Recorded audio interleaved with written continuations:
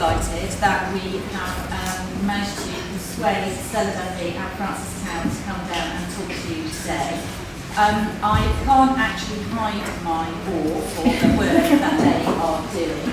So Stella, as you will know, is leading the Fun Panthers campaign, and she will tell you more about that. Francis Tout works for Libraries Unlimited, a fabulous organisation in Devon, who are doing some really amazing things, from whom we can learn a great deal in Cornwall. So without further ado, I'll hand over to Francis and Stella. Thank you. Hello.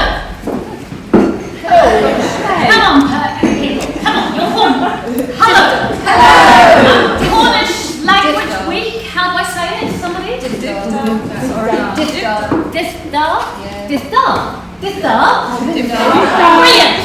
Can you hear me? Yes, I'm really loud. If you can't come here because I'm only 5'2", Francis is shorter than me. We're both wearing heels, but look, she's here, right? So that's so. Can you get this if I move around? And can you hear me if I'm standing here? Marvellous, good. Okay, so here's the thing. Hello, come in, you missed nothing.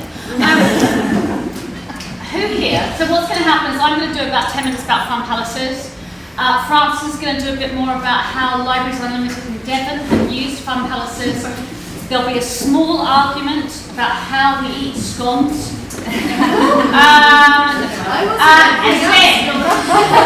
And then we're going to do some practical stuff to help you see how what we have to offer might be of use to you, whether you choose to use it, to make a fun palace, to join in with British Science Week, to join in with Black History Month, to join in with anything that you want to, where you might need a bit more actual live human beings from your community to support the work that you're already doing that is phenomenal. So, to start this though, I'd like to say this.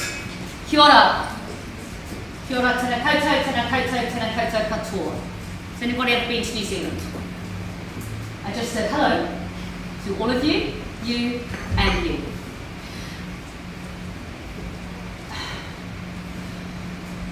Ko Waikato, ko Thames, ngā awa. The Waikato and the Thames are my rivers. Ko Shooters Hill, ko Pohataroa, ngā Moonga. Shooters Hill in South East London and Pohataroa are my mountains. Ko Shore Saddle Southern Cross, ngā Waka. The Shore Saddle Southern Cross is the ship that my economic migrant white working class parents went to New Zealand on in 1968 when I was 5 years old. Ko Stella Duffy Paka-ingoa. My name is Stella Duffy. When my parents left our council estate in South East London, of which I am the seventh of 7 children, they took the 2 youngest of us and they went to where they could get work, which was a timber town in New Zealand. Those of you who've been to New Zealand, you probably didn't stop in Tukuroa. Tukuroa is still the joke often in New Zealand. I have met posh New Zealanders. Are there any New Zealanders in the room? Good. I have met posh New Zealanders, invariably from Auckland, invariably Pākehā, that means white, say things to me like, oh, with their posh New Zealand accent, oh, it must have been so hard growing up in Tokoroa. They don't even pronounce it right, you know. I'm like, why? And they said, oh, because, you know, you're an artist, and you're gay. And I'm like, wow. I grew up in a town that was 70% Māori and Polynesian. I first had a close white friend, Pākehā friend, when I was 9 or 10. I grew up in a town that was full of economic migrants like my mum and dad. My dad was a New Zealander, came over to fight the fascists in 1939, married my mum who was also in the army fighting the fascists. My dad was then a prisoner of war for 4.5 years. I grew up in a town that had Māori culture, Samoan culture. We say Samoan, rugby people, rugby man. Yeah. Rugby people, it is not Samoa, Samoa. It is not Tonga, Tonga. There you go, you've learned something, fantastic. I grew up in a town that had Dutch culture and French culture, and everyone was poor, like my mum and dad.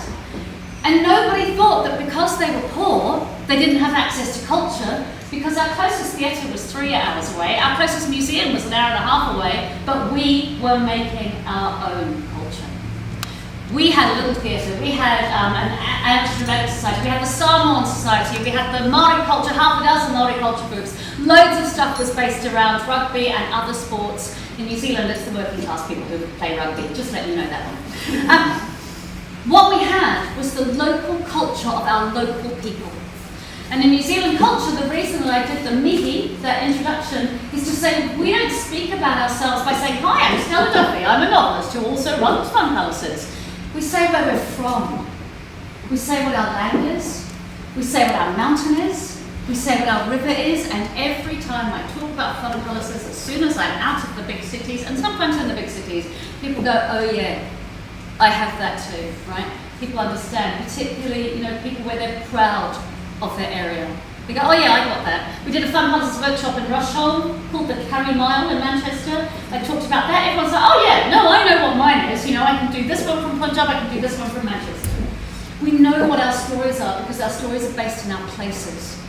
And with fun palaces, our work is to say to everybody who wants to join in, your place and the people of that place are your resource. Now, I personally do not believe in the austerity we've been fed for the past 8 years. On the other hand, what we do know is that there's no austerity of brilliant people. And we know that because I'm about to show you some information from the last 5 years of Fun Palaces, but based on last year. So here it is, good. So what we say of Fun Palaces is community at the heart of culture and culture at the heart of community. By which we mean everybody's culture, right? By which we don't just mean very high art, very shiny things. Shiny things are welcome, shiny buildings are welcome. But so is the hands-on, day-to-day stuff that normal human beings do in their everyday life. Joan Littlewood, on whose work this is based from the 1960s, said everyone an artist or a scientist. We updated it to everyone an artist, everyone a scientist. So this is who we are and what we do. The really key thing, all of this is available on our website, and I'm not going to talk you through all of this, it's way too many words, but the really exciting thing, we only started in 2014, right? By 2017, only 4 years later, this is based on our annual weekend of action, but we see Fun Palaces as more a process than a product. It's the work people do when they come together in their community, to begin talking, to get to know each other, to join in with each other. The makers are the people who lead. You'll see, in the past 2 years, we had a small jump in participants, 124,000 to 126,000, but look at that jump in makers. This is local people, about 35% of them volunteers. Dave, after going to a Fun Palace once or twice, could I do that? Could I lead that? Our answer is, hell yes. We have a toolkit. We have a template risk assessment. Let us help you. So, next, where do they happen? We're really proud that we have always been 90% outside London. Now, those of you who work for more national organisations will understand that is phenomenal. Being 90% outside London, despite the fact that our office, we're all part-time in Fun Palaces. We have 5 ambassadors around the country. One, I don't think Chloe's here, but Jack, give him away. This is Jack, who works with Feast, Cornwall, and he's one of our ambassadors here. Annette was our ambassador for a little bit. Chloe, who you've all met in and out the door, has been organising, is our ambassador with Jack at the moment. Our ambassadors are the people on the ground who know you and know your work. And they've been supporting other places. In Sheffield, at Sheffield Theatres, our ambassador, we didn't even have a learning and participation person. We went, no! She's a community social worker. She knows the community. If we want to do outreach to hard-to-reach people, stop calling them hard to reach, stop reaching out to them, welcome them in and give them the jobs. No, seriously, it makes me so crazy. I go to so many bloody panels because, I'm such a good tick box. I'm not a woman of colour, but I have had cancer twice and lived with a health condition because of it. I am working class, I say fuck a lot, and I'm gay. So it's like, oh look, 3 for 1. And people go, but how do we get your diversity? How do we get 40% of our venues creating Fun Palaces in England in the past year were in the 2 areas of the most social deprivation in the whole of England? How do we get that, they say? And we say, by saying yes to everybody. By stopping putting up your barriers for access. And then by supporting those people to join in. All of this is available on the website. You don't need to take it. I just want to share with you. What really excites me here is the venues, locations mapped by deprivation. What really excites me is if you think these are the 13,750 people leading locally, that means that a lot of the people leading locally are leading in the areas where people are constantly saying, oh, they've got nothing. Oh dear, that's a cold spot, isn't it? Oh dear. And yet those people don't feel like that. I know I'm not telling you stuff you don't know. I'm trying to look at you, really look at you. I know you know this because you're doing this work day in, day out, right? Put up your hand if you've ever felt at any point in your life like you don't belong. At any point in your life, have you ever felt like you don't... Put your hand like quite high. Look around, everybody.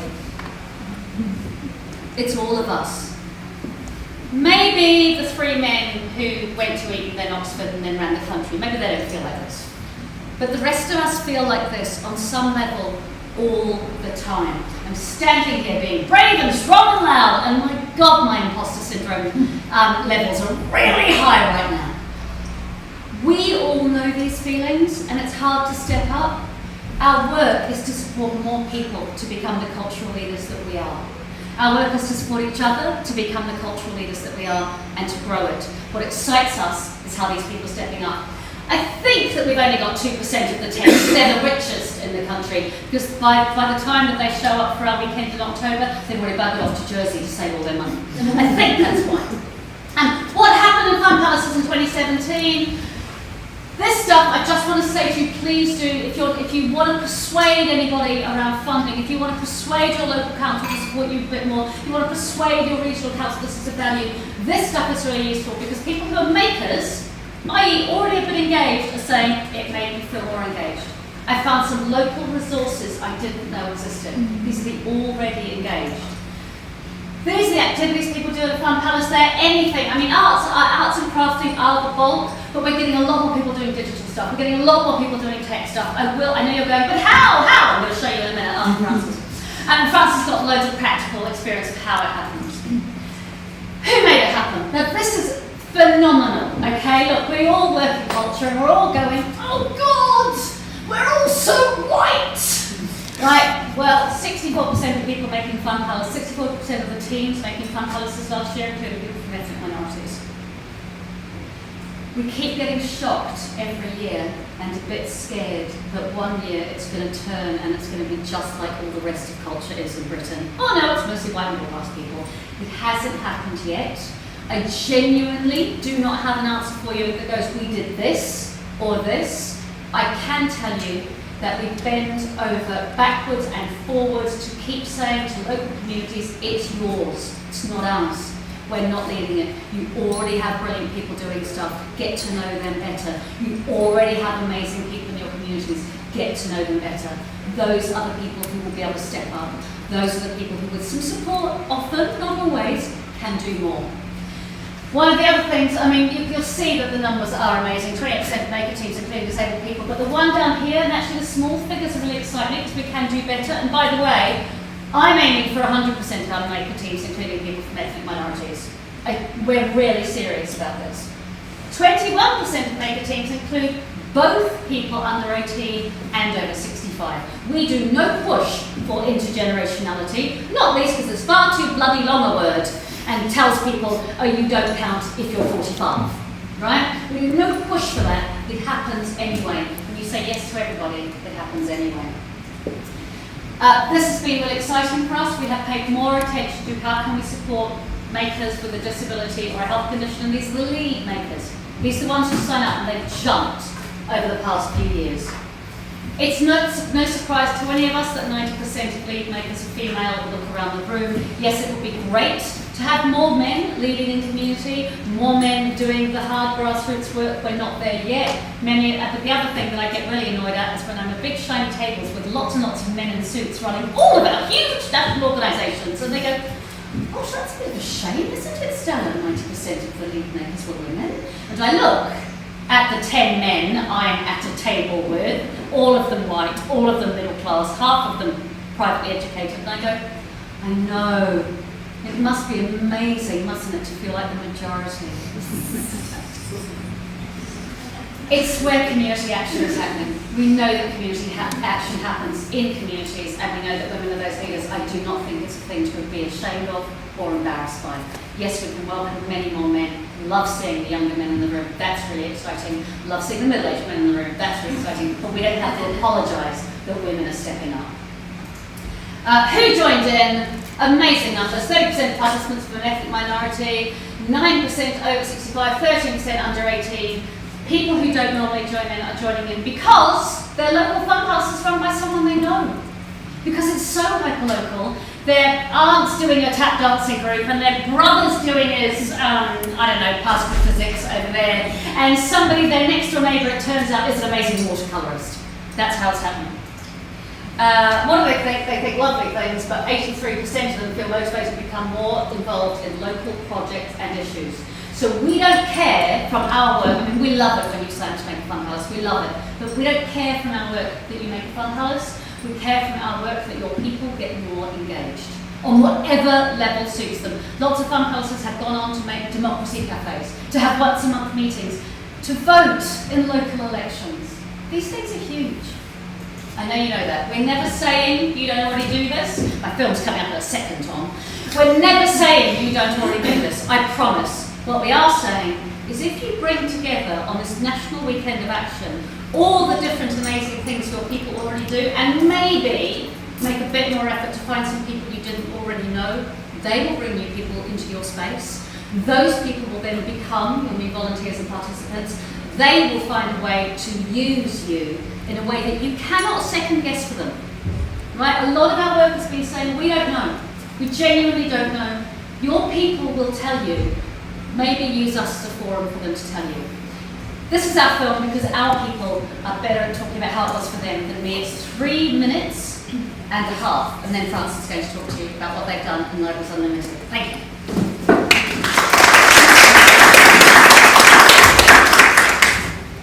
Fun Palaces. A campaign for culture at the heart of community and community at the heart of culture. A weekend of community-led events. Arts, science, craft, tech, digital, heritage, sport, across the UK and beyond, sharing and celebrating the genius in everyone. In 4 years, there have been 934 fun palaces made by 24,000 local people, with 340,000 people taking part in 11 countries. We asked fun palaces, big and small, how it was for them. They opened again, it's an England game, and they never stopped. Hundreds and hundreds of people I never ever seen before. Ever since we opened the doors yesterday morning at 11 AM, we have been overwhelmed by the people coming in, by the smiles on their faces. What they have done, I think, is remind people how to both communities think about what's relevant to them. It represents to me the coming together of a community, a very diverse community, to actually enjoy the fact they have within their very midst. We really enjoyed the cohesion, the different community groups that are being involved for us to reach new groups, new people. Having that community purpose and just how beautiful it is to have a We're all working in time, real challenge financially, I've been squeezed in many, many ways, but I really think that in a way, a gesture such as fun palaces is more important now than ever. Well, I would say, the fun palace, if you engage 10 people, you already know. So you can't fail. It's how we know. A lot of people who maybe crafting on their own at night somewhere, or building, or hacking, or doing digital stuff on their own, and it's about bringing those people together, finding like-minded people, skill sharing, and everything is our community. Opportunity to engage with a different type of person than they are normally in their own environments. It almost gives us license to work at a really grassroots level, and that's what I I'm learning, and I love getting involved with things that I haven't done before, or thought about it and then done before, and the fun palaces gives you the option to do that. Most of the workshops happening today, most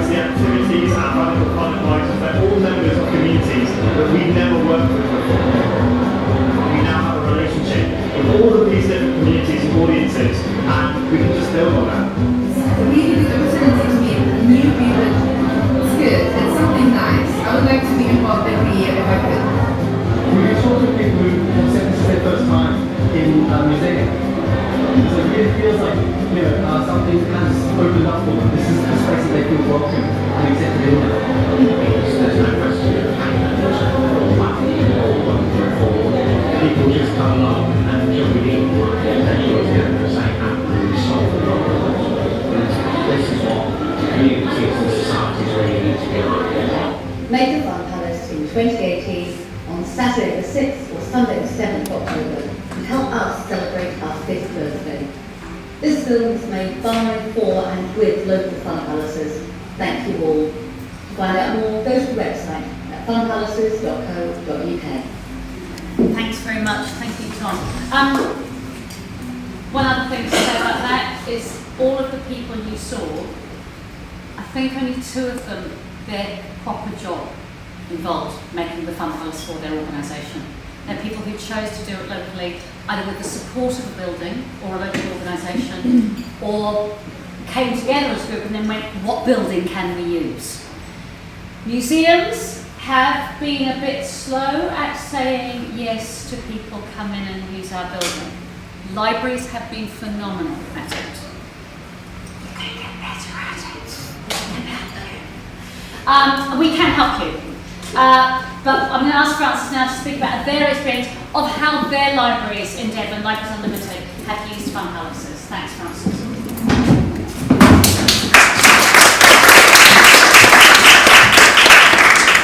Okay, so I'm not going to stand up on the lectern.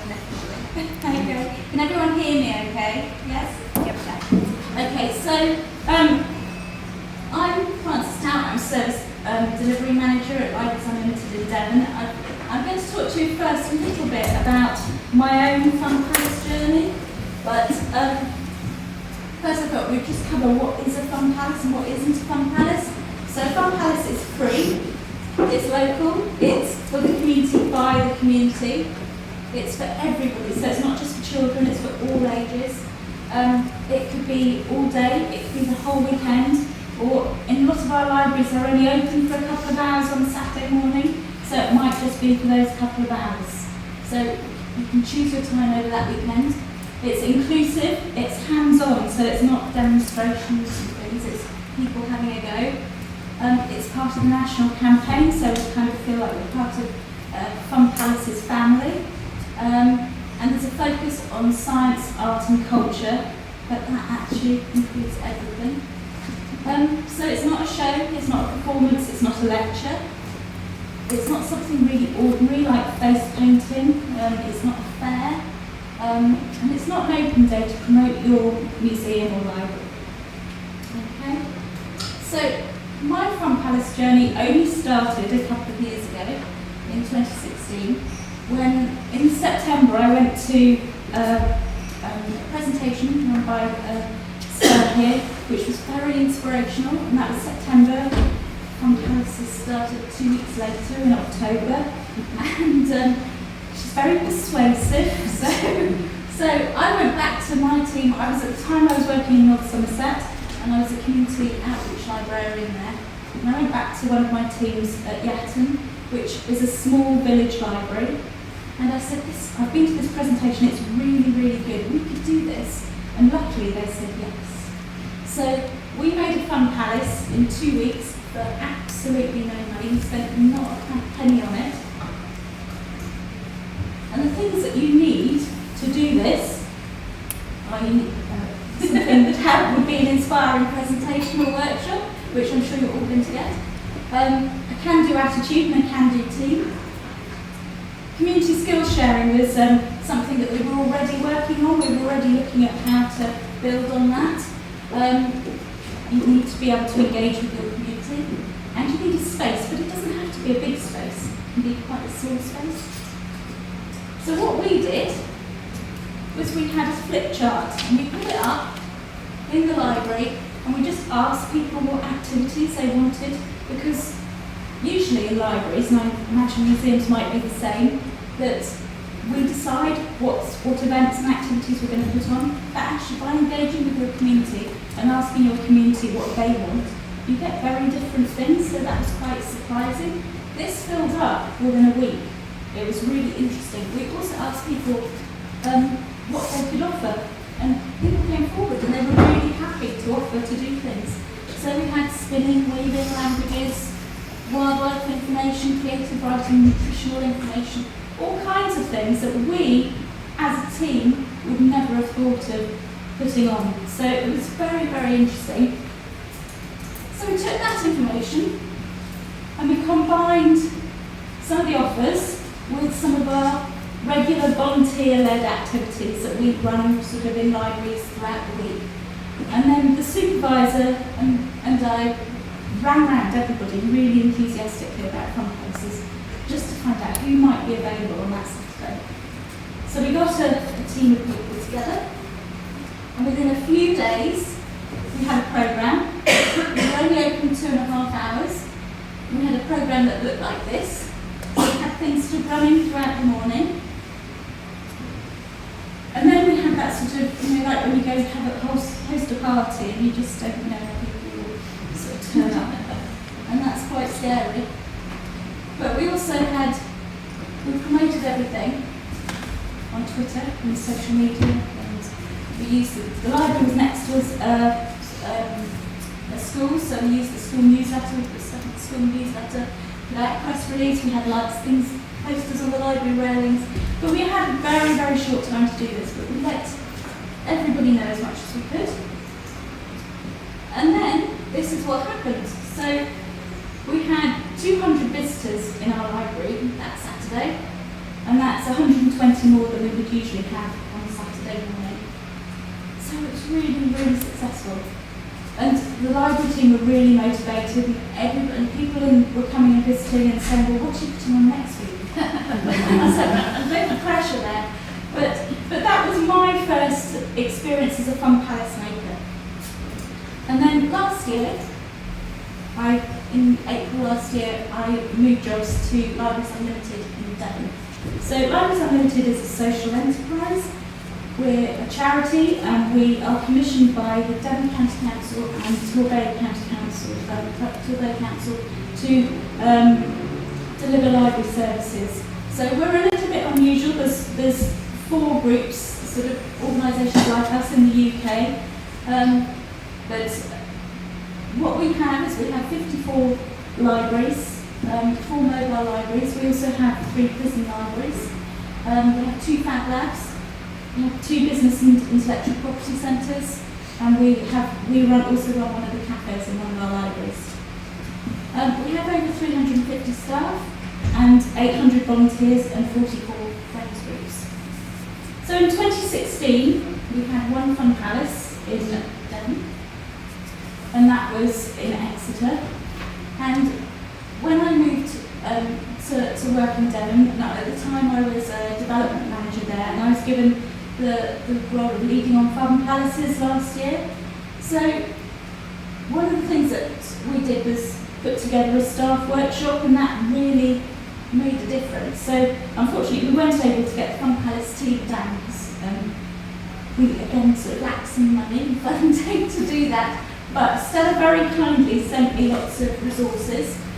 We asked all of the libraries who would want to put on a Fun Palace, having seen Exeter's Fun Palace the year before. And we got together a number of sort of supervisors and assistants to come along, and we ran our own workshop. And it was just really good opportunity for them to sort of bounce ideas off each other, talk to each other, who they could get in to co-create their Fun Palaces. They could hear from my experience, they could hear from Exeter Library's experience, and it just gave them half a day to sort of think and pull things together a little bit. So we found that really, really valuable. And this is what happened last year. We had over 60 different activities, and we had 11 libraries run Fun Palaces. And this is just a bit of an example of the kinds of activities that were running in our libraries on that Fun Palaces weekend. Most of the Fun Palaces were just on Saturday. Exeter did theirs on Sunday because they were open on Sunday, but most of them were just running on Saturday. So this is what people said. This was from our sort of feedback. So it's really nice. It's just really nice things that people would say. You know, it's awesome, all the noise and happiness like that. So in preparing for this, I talked to some of the staff who were the makers, Fun Palace makers last year, and asked them what their top tips were around making a Fun Palace. And this is what they came back to me with. They said you have to be brave, you have to be bold, don't be precious, let go of control, so it's quite hard sometimes. Let people take over your space. Ask your communities what they actually want to do. Use the flip chart, go with the flow. This one was really good. So if things don't go to plan, because that's something we always worry about when we've got events and activities, it's actually only you that knows that they've not gone to plan. Nobody else will know that, so it doesn't matter. There's no such thing as a bad Fun Palace. And obviously have fun. So some of the top tips from me. Good use of social media. So we had last year Tavistock Library. We did our Fun Palace, we did offer each library £50 to help with their Fun Palace, but most libraries didn't use it.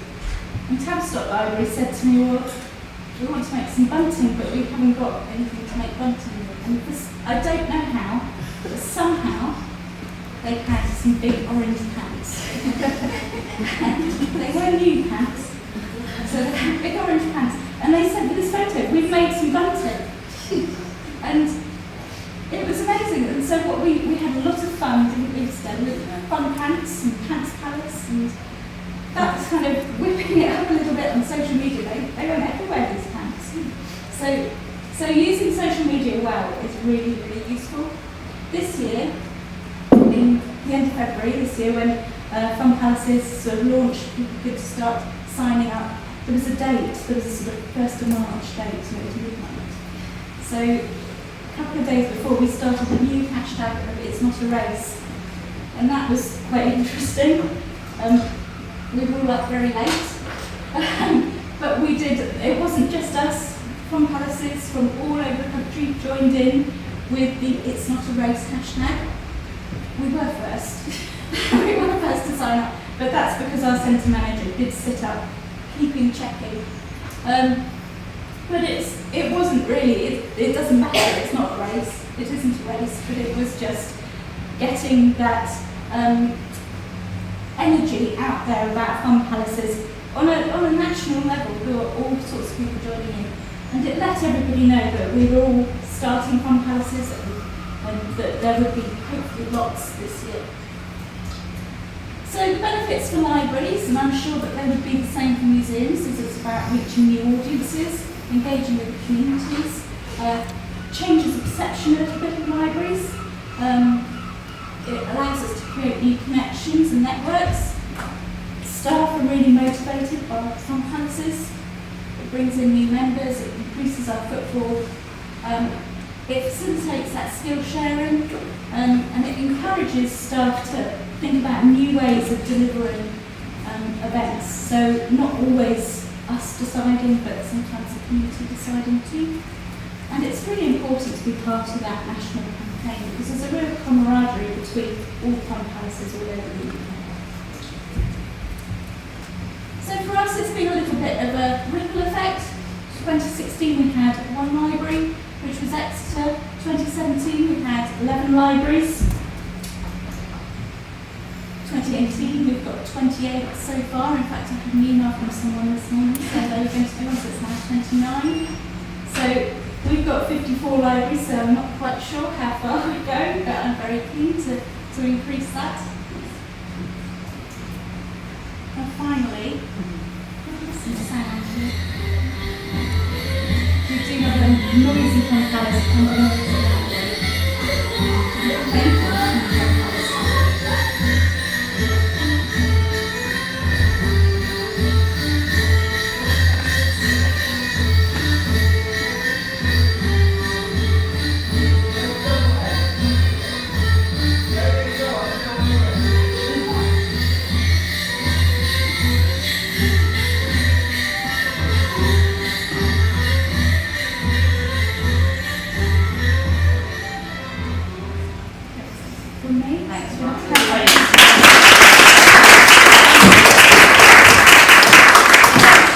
Stuff about that might be useful for you is the being part of the national campaign.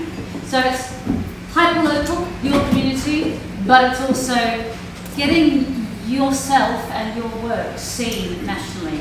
And now internationally, because the region of Bergen in Norway has put us into their 10-year cultural strategy. When you go to our website, should you choose to sign up, you'll see there's a maker section which is full of all the useful information. But there's also Fun Palaces Norway. I don't know what the page says because I don't speak it in Norwegian, but I'm trusting they've done it straight from English and they haven't said, you know, let's kill everybody. Jack, is there anything you want to say that we've missed that might be Cornwall specific? Cornwall specific? No, I mean, but just to back up everything that you both said, Richard, which, you know, it's the response from people who made fun houses last year in Cornwall. There was a sort of slight afterglow. There was a proper kind of like a joy came out of it, a surprise.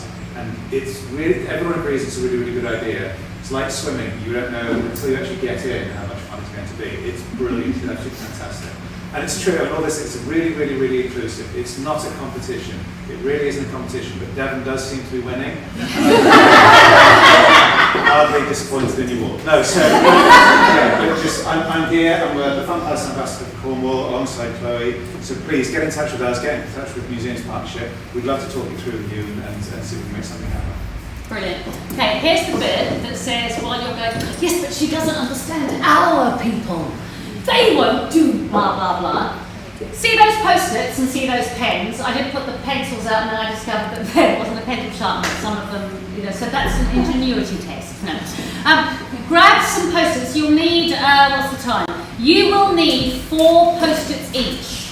So just grab a chunk. You don't need to count them out individually. It's okay if you end up with 5. But grab them quick. Because this is the hands-on bit, which is really going to help you work out how to do this. Okay, so on your first of your 4 post-its, I would like you, please, to write down something you would like to taste. Something you would like to taste on the first of your 4 post-its. Go for it. Please don't think about this for ages.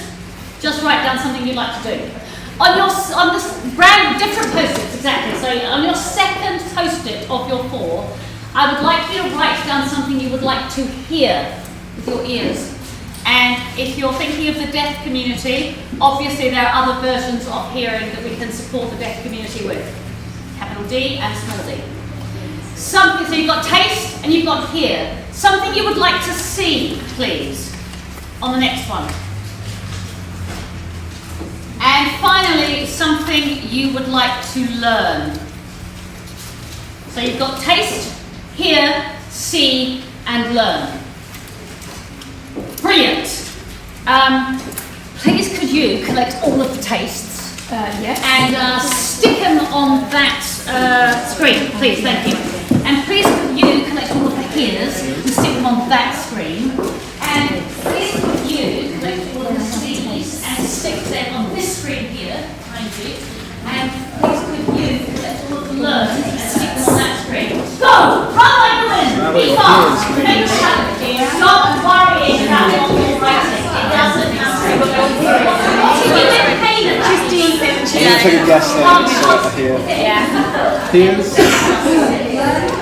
something to see here. Anything you ever want to learn at all. What you practice. Something to see here. Something to see here.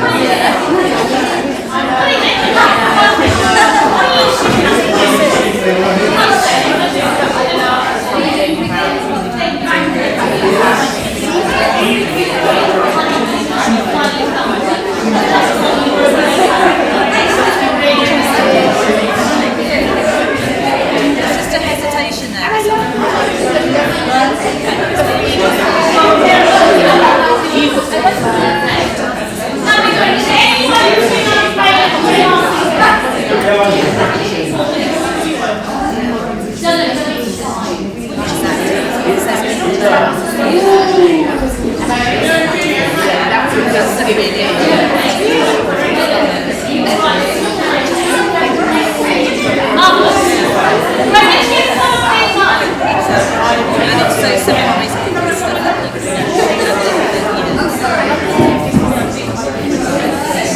I always forget what order I've done. Sorry.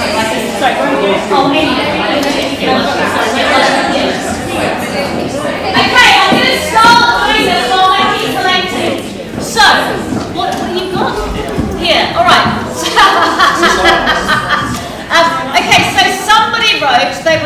hear choir singing? Who wrote that? Brilliant, fantastic. The woman who couldn't see things. Now we want to hear a choir sing. And what's your name? Rachel. Stella. Thank you so much. Does anybody here have anything to do with any choirs? Fantastic! Hello. What choir? You sing what, the whole of Cornwall? They have various choirs all around. Fantastic, and you? I have a friend who runs 5 choirs.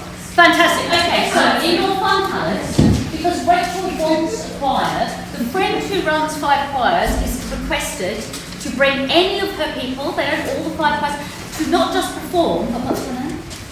Vicky. But Vicky's going to teach us one line of one thing now. Okay, Vicky? One line of any one thing that Cornwall Community Choir sings. Stand up. It's much better to stand up when you're singing.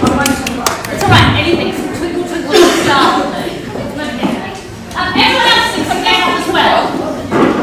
I'm going to sing one that they don't sing. Fantastic, come here with me. Everyone else stand up. Get much more oxygen. Okay. Vicky's going to teach us one line. This actually relates to something else that I wanted. So I also wanted to hear the Cornish language. Fantastic, we're doing it. It's 2 boxes, and you're all going to sing each line back to me, because I'm going to Perfect. Okay, wonderful. So it goes, Mitinda, good morning to you.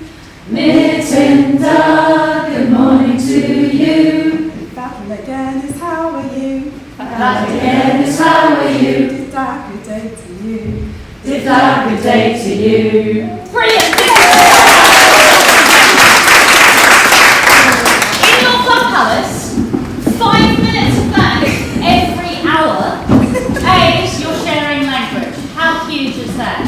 B, you're sharing a local skill. How amazing. C, the local choir that maybe wants some more members gets to share with people what else they'd like to do. Okay, thank you so much.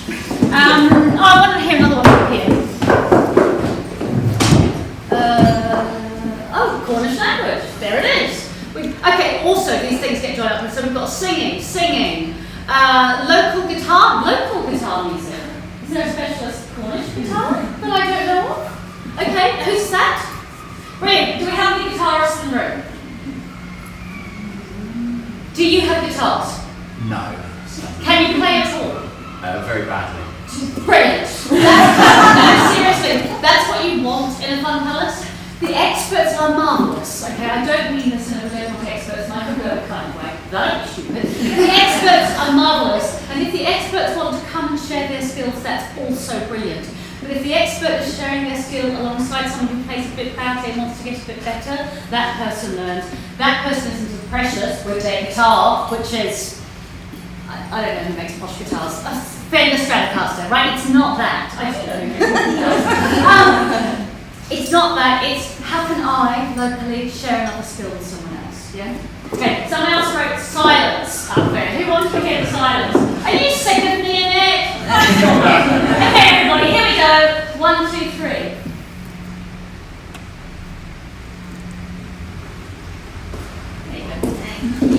Some things are very achievable. Okay, this must be things that people want to taste.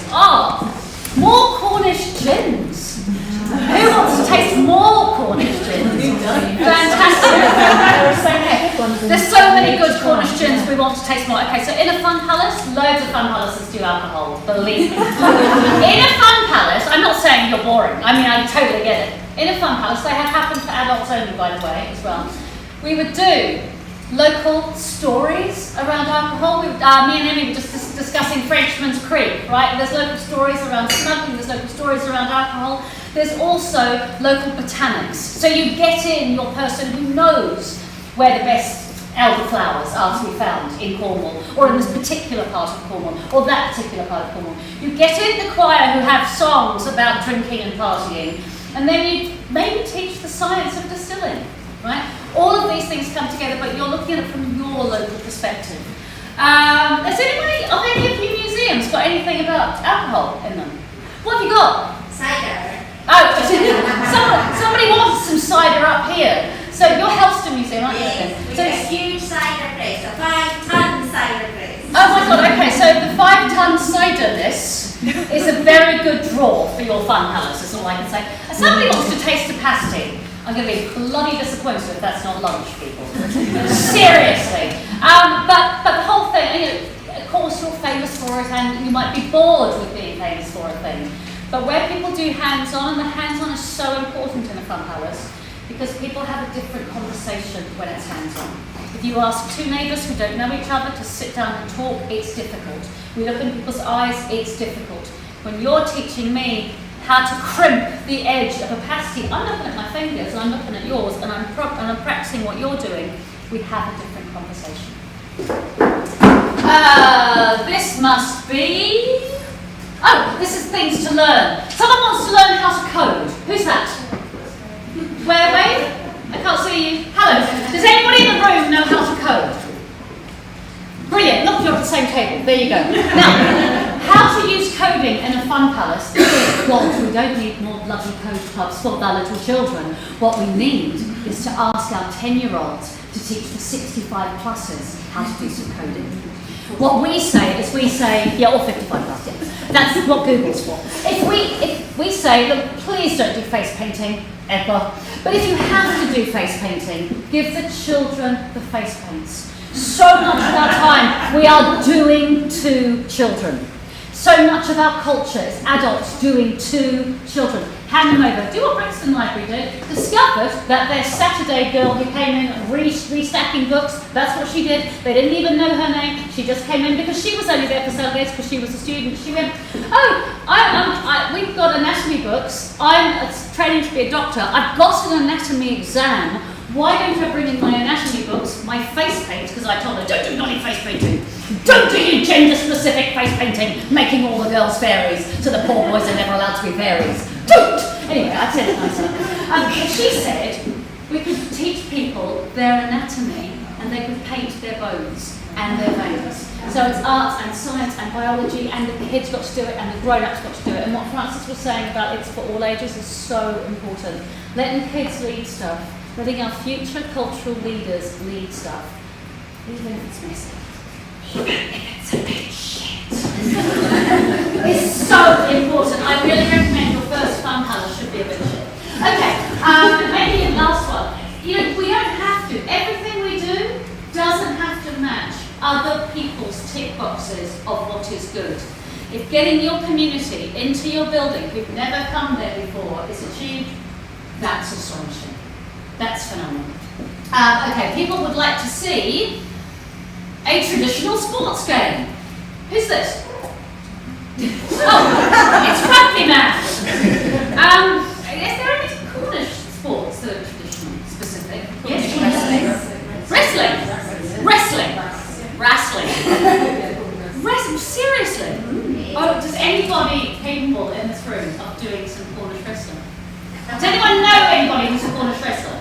Cornish wrestling society. Wouldn't that be amazing? Because then also you get some, you know, your membership is like down to nothing. Oh, get them in your fun palace. There'll be stories about that. There'll be heritage stories about that. There'll be amazing stories about where it started. But there will also be some people who want to join in, and that would be phenomenal. And they came to the choir because they're friends with the choir people, and they didn't even know there was a Cornish Wrestling Society. One more for you. Somebody would like to see Bratislava. Fantastic! Okay, has anyone been to Bratislava? Just roll on. What's your name? Emily, what's your name? Sarah. Okay, and what I would do with that is I would put Emily and Sarah together. Sarah would explain why she wanted to see Bratislava, how specific that was. Brilliant. Emily would talk about why she was there. Maybe we can find a Cornish connection to Bratislava. Who knows? But the point is that if you've got two people in one room and one wants to know something and one knows something, they've already become community. We don't have to facilitate introductions. And for us, that's the point. Yes, we're about arts and crafts, how to take traditional and heritage and sport. We are. We use those things, but they're the catalyst for community. They're the catalyst to support people. And as somebody who is the seventh of seven kids from the council estate in South East London, I came into the arts for community. I didn't come into the arts so I could have my name on a book or be in a show. I love those things, but I came into the arts for other people. We're about community. Right, one last thing. I want you to turn to the person beside you, and I want you to tell them, we call them secret skills. Right? It's the thing that you can do that has nothing to do with your job. Nothing at all. Frances was telling me earlier that she was at the event. Was it you, Frances? Tell me about the ice skating woman? Who saw ice skating woman? Oh, someone told me this morning they were at the event with Henrietta, with ice skating woman. So I call her ice skating woman now, a woman from Devon Libraries. I was doing this with her, it's what's secret skill, and she was like, no, I've been a librarian all my life. Don't you tell me that library isn't good enough. I'm very proud of having been to the library all my life. And you're suggesting that I should care about something else. She was quite right with this. And I was like, yeah, but there must be something else to care about that you're passionate about. She went, no, I went to the libraries, I love the libraries, how dare you say that's not enough. I'm not saying it's not enough, but you can imagine I wasn't letting her get away with doing nothing. And she's like, well, and I went, but you were telling me about, your family earlier, and you must have maybe taught family members or grandkids or something at one point in your life, ever? And she went, well, I was a British ice skating champion. Everyone around didn't know. Her colleagues didn't know. And this is why we also do this for organisations. Because actually you can learn these fun colours things to end up being really useful for yourselves as staff development. The things we learn about each other. So your first fun house may not be led by your community if it's too hard, it may just be led by your staff, but your staff showing up in a different way. So, my own personal secret skill is that I can still do the splits. I'm 55, I've had cancer twice, and I can do it when I'm sober. I'm not sure I can do it in these trousers though. Oh yeah, there you go. Oh my God! And your secret skill might be making the best pastry for a pasty.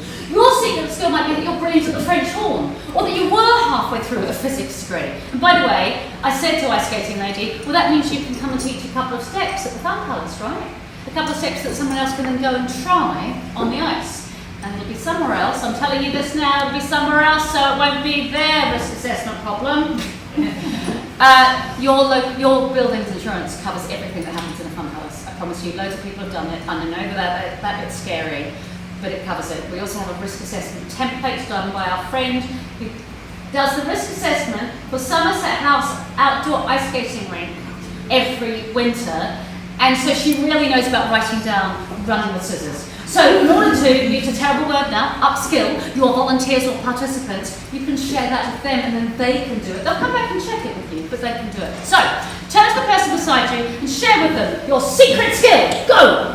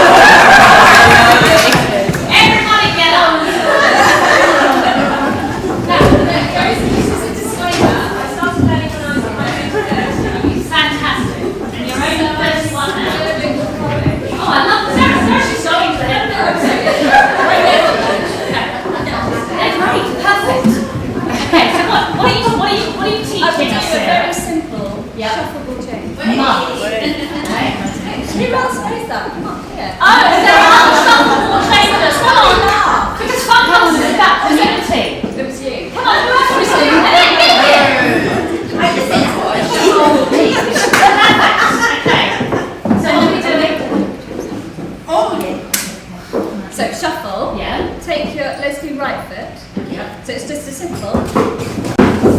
Then still on your right foot. Yeah. Go back, step back. Yep. Lift your left foot up. Yep. Step forward. Okay, simple.